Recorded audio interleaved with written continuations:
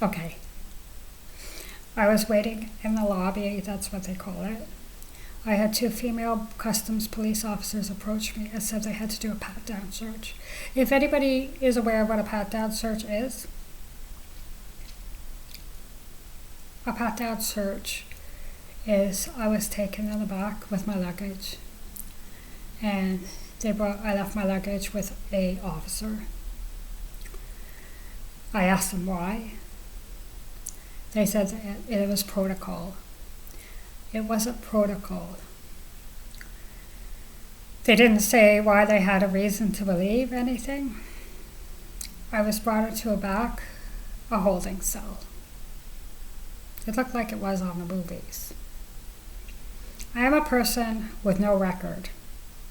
I am a person who has ascertained the police's help for people who have been coming against me and put crimes against me and defamation of character against me and saying things against me. For a psychiatrist has given me a clean bill of health mentally, physically. My physical doctor has stated right now I had a bee sting. I went to the clinic to get some prednisone because I was allergic to bees and my hands swelled up like you wouldn't believe. My doctor was concerned about my weight loss, but there was blood work done and I was going to have a ultrasound, but I didn't have it done. I was concerned about my weight loss. It was as a result of crack pipes put in my former apartment ventilation system. And that's the other thing. I was taken back to a holding cell. They asked me to stand up against the wall with my arms up against the wall and my legs spread. They kicked my legs open. They did a pat-down search. A pat-down search was with my clothing on. They put their fingers in my vagina. They actually put their fingers in and undid my bra. They touched my breast. They went up and down my legs. They told me to sit on the bench and to take off my shoes. They went through my shoes. They almost took up the sole of my 9 West patent leather shoe. They didn't though. I asked if they wanted me to take off my socks. They said no, but they felt my feet and up my legs. They brought me back into the lobby and I said to them, I was sitting in the lobby area and I was bawling my eyes out. The police officer, this was in Detroit at the Port Authority. They asked me if I had any medical issues and I stated that the medication has clearly stated about my medical issues, about my heart attack in November of 2013, mild heart attack, my TIA stroke in 2014, my high blood pressure controlled, my thyroid as a result of having mononucleosis and my thyroid being burnt out when I was in grade 8, I was monotoxin. My cholesterol, that is under control. I spoke about the epilepsy and why I was on Demopriox and why I was on Pregabalin and about the toxicity of my blood. I went through, my neurologist had prescribed Junior Aspirin. I gave them names of physicians. I gave them names of cardiologists. I actually also was fingerprinted. As I was being processed.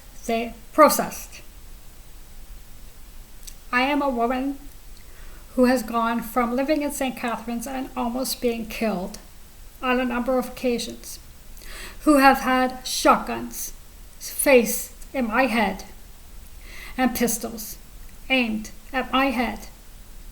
I'm a woman who has been threatened with a 9-inch blade on a bus. I'm a woman who has moved, yes, put everything in storage and have paid for my storage unit, and I am waiting for an invoice because there was a mistake with my account. I'm a woman who has ascertained a job, who has an education, a college and a university education, who is now a member of a ministry school. I'm a woman who has gone to a church and was in good standing in every single church without other people, individuals who have been under the enemy, has had me maligned and has taken me out. I'm a woman who is not in any problems, been ever charged by any other police officer from Niagara to Peel to Halton to Toronto. I'm a woman who has never taken an illicit, illegal drug in their lives. Okay, I smoke pot, but pot's legal now, and I think everybody in this planet smoked pot. That's why they made it legal. I'm a woman who is on prescription medication and has had medical problems, and by the grace of our Heavenly Father and the healing of our Heavenly Father, I have been healed. I am a woman who stands strong, stands righteous, and stands true because I believe that the truth is going to be revealed. I know the people who are doing this, and I know that the truth, I have sought legal aid. I have ascertained the help and reached out to help of a Toronto police officer, and I'm hoping that he'll email me back.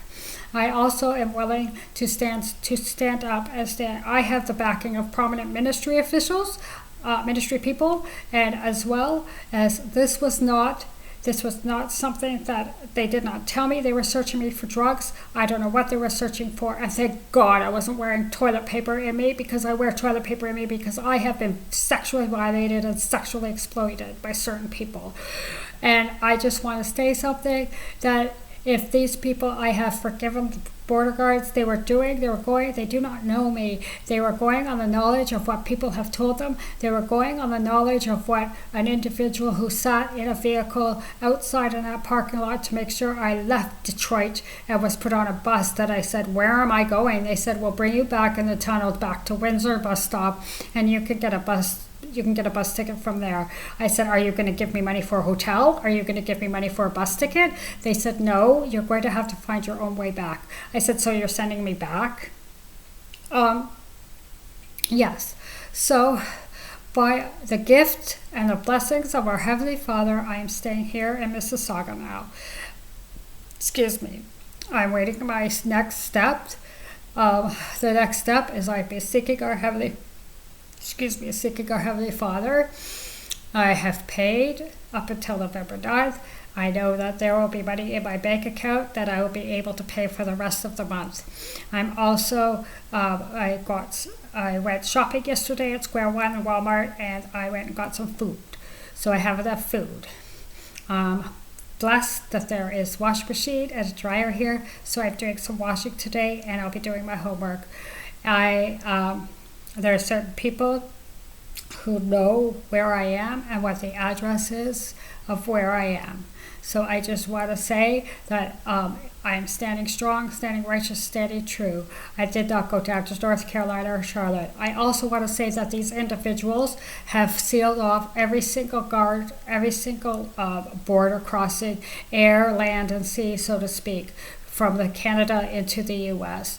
as a result of their defamation of character. When I reached out to this detective, I also mentioned how I could contact Homeland Security. But what I'm thinking now is that Homeland Security has my fingerprints, they have my paperwork, and they have all that, so it's in their system.